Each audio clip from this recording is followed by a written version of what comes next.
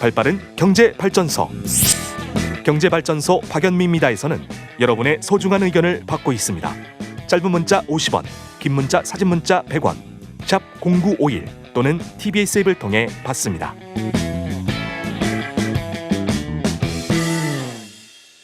요즘 시장 상황을 보면 참 헷갈립니다. 특히 반도체주 이런 것들 보면 나 이제 투자 그만해야 되나 이런 생각도 들고요. 금리가 오른다 만다 말도 많은데 이렇게 흔들리는 시장 속에서 고수의 샴푸향이 느껴지네요. 오건영 신한은행 투자상품서비스 기획부 부부장 나오셨습니다. 안녕하세요. 네, 안녕하세요. 네, 유튜브 방송 3프로TV에서 제가 탄탄한 내공은 익히 전에 들었습니다만 일단 우리 요즘에 제일 궁금해하시는 게요. 그 투자상품 기획부 부부장님께 적당한 질문인지 제가 잘은 모르겠습니다만 네. 반도체 그냥 들고 있으면 되나요? 제가 이제 사실은 매크로 경제라고 해서 거시 경제를 좀 보는 사람이고요. 네. 사실 개별 섹터까지 다 일일이 커버하지는 못합니다. 네. 다만 이제 전체적인 경기 사이클이나 이런 걸 봤었을 때 이런 점들은 좀 감안할 필요가 있을 것 같아요. 그러니까 한쪽으로 과잉 공급이 나타나거나 아니면은 이제 그 공급이 너무 많이 줄어들거나 이런 일들은 벌어질 수가 있을 거거든요. 그리고 이런 것들이 또 심리하고 결합이 됐었을 때 이 매크로 경제의 심리하고 결합이 됐었을 때는 한쪽 방향으로 과도하게 움직이는 일들이 좀 생길 수가 있습니다. 네. 그래서 심리적인 충격들도 어느 정도는 좀 있다고 보고요. 특히 오늘 아침 같은 경우는 방금 전에도 이제 반도체 관련 애널하고 통화를 하셨지만은 모건 스탠리나 이런 쪽에서 심리적인 이슈를 갖다 좀 언급한 부분이 있어요. 네. 이제 뭐 목표가를 낮춘다거나 이런 것들이 이제 가격에는 조금 더 큰 충격을 줄 수는 있는 것 같습니다. 그래서 저는 좀 봤을 때 긴 틀에서 바라보시면서 접근을 하시는 건지 아니면 단타로 투자하시는 건지에 따라서 뷰가 조금 달라져야 되지 않나? 그 정도 조언은 드려봅니다. 아, 그렇군요.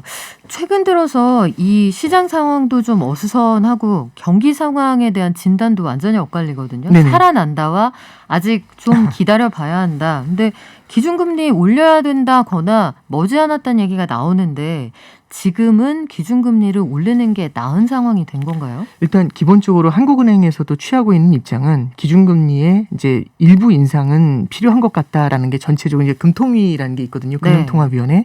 거기서 한 명이 결정하는 게 아니라 위원들이 모여가지고 같이 결정을 하게 돼요.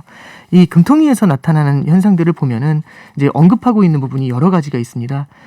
첫 번째는요. 실물 경기의 불확실성은 여전히 유지가 되고 있다는 부분에 대해서는 공감을 합니다. 네. 근데 실물 경기가 불확실성이 있다라고 해서 계속해서 지금처럼 완화적인 통화 정책이나 돈을 계속해서 풀어주는 이런 형태의 정책, 그다음에 저금리 정책을 계속 유지하게 됐을 때는 실물 경기를 받쳐주는 그런 장점도 있지만 단점도 존재하죠.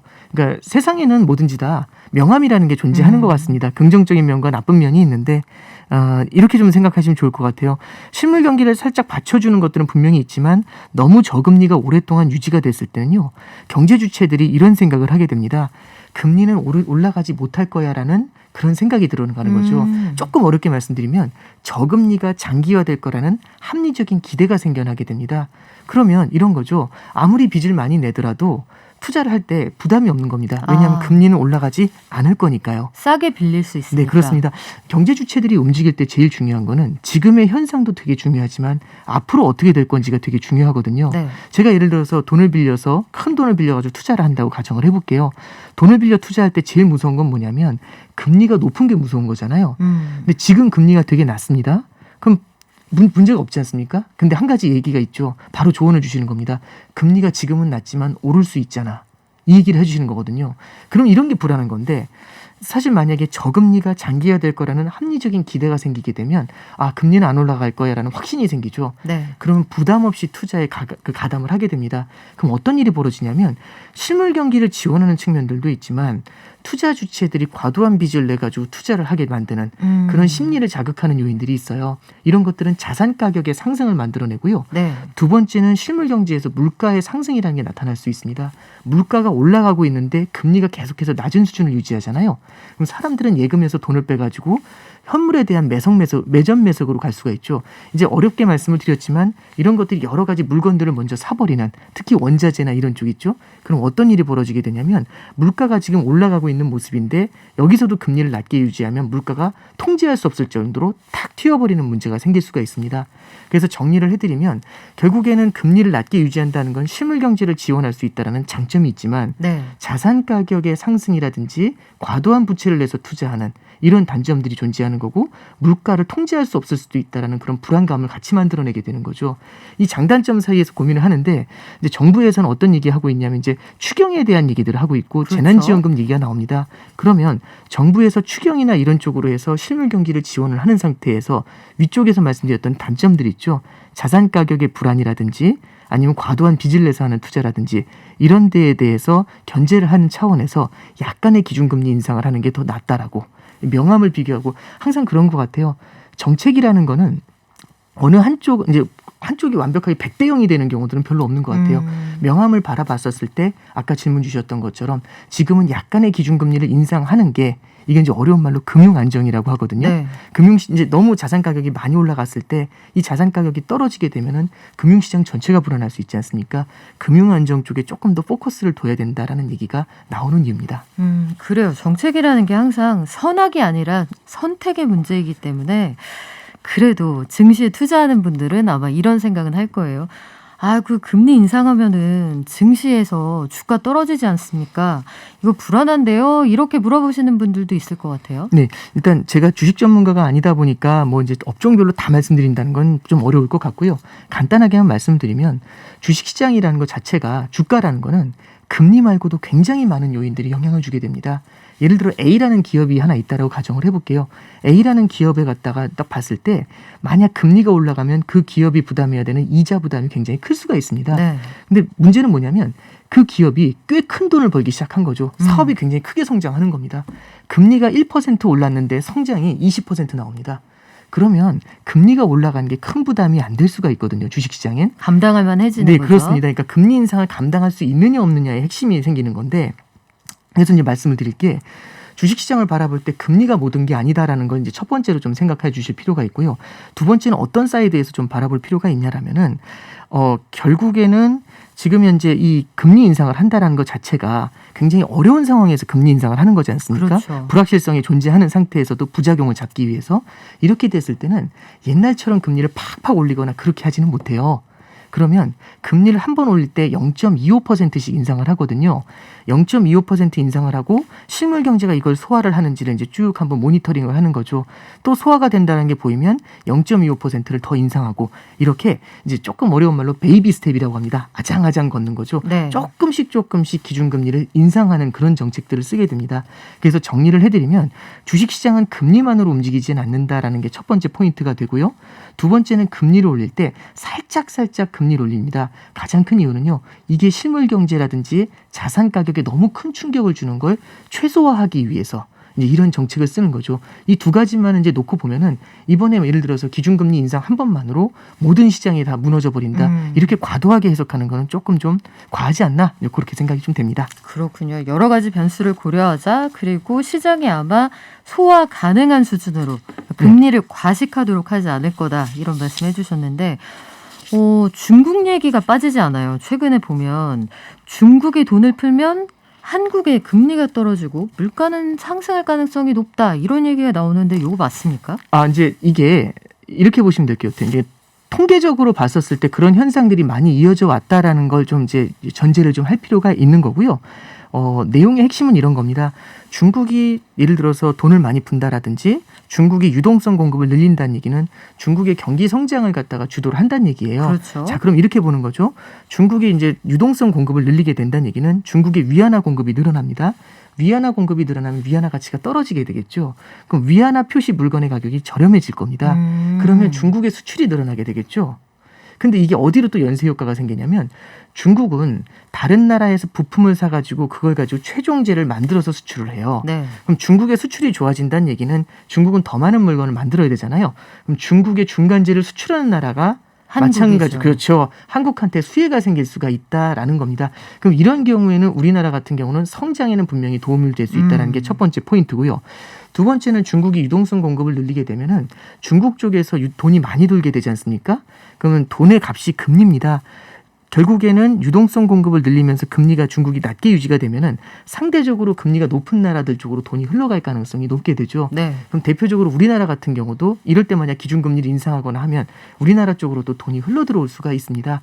그렇게 되면 우리나라 쪽으로도 유동성이 이제 들어오게 되니까 네. 금리가 낮게 유지될 수가 있는 거고요. 마지막 하나 말씀을 드리면 중국 쪽의 경기가 좋아지게 되면 중국은 각종 원자재를 사들여 가지고 제품을 생산하려고 할 겁니다. 그럼 원자재에 대한 수요가 늘어나니까 원자재 가격이 뛰죠. 원자재 가격이 뛰는 건 물가의 상승으로 연결이 됩니다. 네. 정리를 해서 말씀을 드리면 결국에는 제일 처음에 말씀해 주셨던 것처럼 중국이 유동성을 늘리면 위안화 가치가 떨어지면서 중국의 수출이 늘죠. 이게 중간재를 수출하는 한국한테도 긍정적인 영향을 줄 수 있다는 게 통계적으로 첫 번째 포인트라고 이제 지적이 되고 있는 거고요. 중국이 유동성 공급을 늘리니까 우리나라에도 마찬가지로 글로벌 유동성이 흘러 들어오게 되면서 돈의 공급이 늘어나니까 우리나라 금리가 낮게 유지가 되는 그런 케이스 말씀드렸고, 세 번째로 중국의 경기가 좋아지게 되면서 중국에서 원자재 수요가 느니까 원자재 가격이 오르고 이게 물가의 상승을 터치해버리는, 그렇게 해서 인플레이션을 만들어내는 그런 요인이 있다는 거를 통계적인 관점에서 이제 좀 이렇게 분석을 한 게 최근의 보고서입니다. 아, 그렇군요. 아니, 경제 얘기 듣는데 무슨 옛날 얘기 듣는 것 같아요. 귀에 쏙쏙 들어와서 할머니와 곶감 얘기처럼 완전히 머릿속에 착착 정리가 되는데. 감사합니다. 아, 괜히 부부장님 하는 게 아니군요. 물가가 오른다. 이것도 사실 요즘에 가장 큰 걱정거리란 말이에요. 네네. 사실 이명박 정부 당시에는 배추국장, 무과장을 정해놓기도 했습니다. 네, 각자 물가를 잡을 걸 품목을 네. 정해주기도 했는데 물가가 오른다는 것도 증시에서는 달가워하는 것 같지는 않아요. 네, 이제 이렇게 보실 필요가 있는 것 같아요. 물가가 오른다고 했었을 때 이게 어떤 물가 상승이냐를 볼 필요가 있거든요. 물가 상승세가 너무 과한지도 한번 볼 필요가 있습니다. 이렇게 생각을 해보죠. 예를 들어 물가가 내려간다고 하면 우리는 되게 좋다라고 생각을 하잖아요. 더 많이 살 수 있겠다. 그렇죠. 네. 그런데 이게 너무 만성적으로 고질적으로 나타나게 되면 앞에서도 이제 일본에 대한 코멘트가 좀 한번 있었던 것 같은데 네. 어떤 일이 벌어지게 되냐면 물가는 계속 떨어질 거라는 일종의 디플레이션 심리가 커지잖아요. 그럼 사람들은 물건을 안 삽니다. 왜냐하면 물건의 가격이 떨어지면 사면 되잖아요. 내일 사면 더 쌀 거니까. 그렇죠. 내일 되면 또 안 사죠. 떨어져도 안 삽니다. 왜? 더 떨어질 거니까. 그럼 계속해서 소비를 뒤로 어려운 말로 이연한다고 하거든요. 소비를 안 하게 되면 지금 여기서 소비를 안 하게 되면 기업들은 돈을 벌 수가 없죠. 기업들이 투자를 하지 않고 투자를 하지 않으면 고용이 창출되지 않습니다. 고용이 창출되지 않으면 소득이 늘지 않고 그러면 수요가 줄어들겠죠. 그럼 네. 물가가 떨어집니다. 악순환이네요. 그렇죠. 이 디플레이션의 악순환이 빠지는 네. 거죠. 그래서 디플레이션에서 벗어나기 위해서 약간의 인플레이션을 만드는데 인플레이션을 과도하지 않게 안정적인 인플레이션을 만들게 되면 물가가 조금 오를 것 같아요. 그러면 굳이 지금 소비를 뒤로 미룰 필요가 없습니다. 지금 소비를 해야죠. 그죠? 그러면 지금 소비를 하게 되면 기업들 입장에서는 매출이 늘어나니까 투자를 늘릴 요인이 생기죠. 그래서 디플레이션보다는 안정적인 인플레이션이 좋다라고 얘기를 하는 거고, 이런 것들은 주식시장에는 긍정적인 요인이 됩니다. 기업들이 매출이 증가하니까요. 네. 문제는 뭐냐면 과도한 인플레이션이 문제가 되는 거죠. 그래서 인플레이션이 좋냐 안 좋냐 보다는 과도한 인플레이션은 과연 어떤가에 대한 질문이 제 생각에 더 적절할 것 같습니다. 네. 과도한 인플레이션은 두 가지 경로를 통해서 들어오게 됩니다. 첫 번째는요, 원자재 가격을 밀어 올리게 되죠. 원자재 가격을 밀어 올리게 되면은 기업들 입장에서는 비용이 증가하는 문제가 생겨요. 네. 두 번째는 원자재 가격이 오르거나 이런 물가가 상승하게 되면은 사람들은 소비를 하기가 어려워집니다. 그러면은 물건을 사지를 못하는 문제가 생기죠. 네. 이걸 기업 단으로 가져가게 되면은 기업의 매출이 증가하지 않는 문제를 만들게 됩니다. 그러면 기업 입장에서는 매출은 감소하는 거죠. 두 번째는 비용이 올라가는 거죠. 그럼 기업들 같은 경우는 매출에서 비용을 차감한 게 손익이지 않습니까? 이 손익이 늘지 않고 손익이 주저하는 문제가 생깁니다. 네. 이거는 주식시장은, 예를 들어서 주식시장은 결국에는 기업의 실적이라고 하잖아요. 기업의 실적을 과도한 인플레이션이 갉아먹어버리면 이런 것들은 주식시장에는 불리하게 작용을 하게 되고요. 대표적으로 이제 이런 일이 있었던 게 70년대 석유파동 당시 이런 네. 일이 있었고, 아까 전에도 이제 간단하게 코멘트 해주셨는데 10년도, 11년도를 거치면서 배추 뭐 이제 이런 말씀 해주셨지 네. 않습니까? 그때 당시 우리나라에서도 물가가 꽤 많이 뛰었었던 경험이 있습니다. 네. 이때 당시에도 이런 인플레이션의 직격탄을 받는 기업들 같은 경우는 주가가 좀 부진했었던 그런 기억이 있습니다. 과도한이라는 걸 어떤 수준으로 평가해야 되느냐, 이게 아마 투자자들은 가장 헷갈리지 않을까 싶어요. 네, 이게 사실은 그 레벨이라는 건 항상 시기에 따라서 계속해서 달라질 수가 그때 다른 있는데 거죠. 자연금리라는 것들도 있고 되게 어려운 문제입니다만 중앙은행에서는 그런 코멘트를 이제 같이 이제 커뮤니케이션이 되게 중요하지 않습니까? 네. 물가를 관리하는 게 중앙은행의 핵심입니다. 그래서 중앙은행에서도 어떤 특정한 숫자를 갖다 정의하기는 힘들지만 그래도 이제 이렇게 얘기하는 거죠. 연 2% 정도의 완만한 물가 상승을 우리는 기대합니다라고 얘기를 하고 있는 거죠. 그래서 이제 신문 기사 같은 걸 보시면 네. 2%의 물가 목표라는 얘기가 많이 나와요. 그러면 2% 정도가 중앙은행에서 기대하는 완만한 물가 상승이다라고 그렇게 해석하시면 좋을 것 같고요. 요걸 넘어서면은 좀 과도해지는 거 아닌가 이런 얘기를 하고 있는 겁니다. 그렇군요. 한국은행이 이걸 밴드로 설정을 해서 알려드립니다. 어느 정도 선을 우리가 물가 타겟팅으로 하고 있다. 그런데 지난 6월에 부부장님이 세 번째 책을 내셨어요. 예. 부의 시나리오.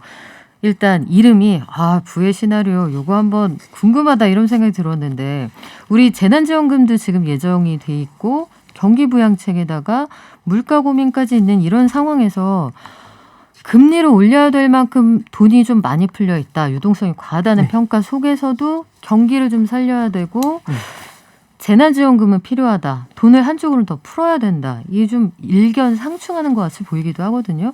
앞으로의 시나리오는 하반기에 어떻게 흘러가겠습니까? 예, 저는 좀 이렇게 볼 수가 있을 것 같습니다. 결국에는 이제 부의 시나리오에서 말씀드리는 거는 이제 굉장히 장기적인 텀에서 좀 보려고 하는 거고요.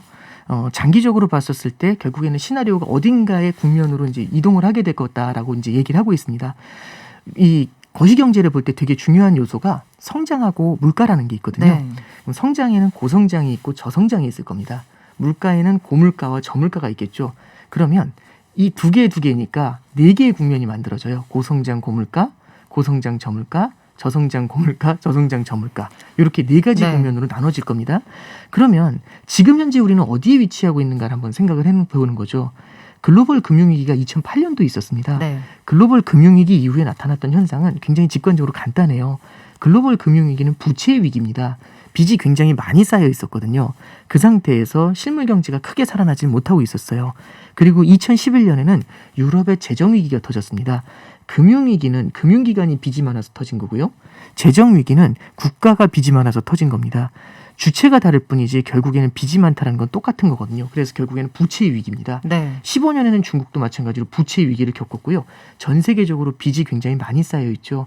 빚이 많이 쌓여 있는 상태에서 불확실성이 크다 보니까 실물 경제에선 투자가 나타나진 않습니다. 그러면 어떤 일이 벌어지냐면 실물 경제에서 투자가 나타나지 않기 때문에 고용도 창출되지 않고 네. 성장이 눌리는 이른바 저성장 현상이 나타나는 거고요.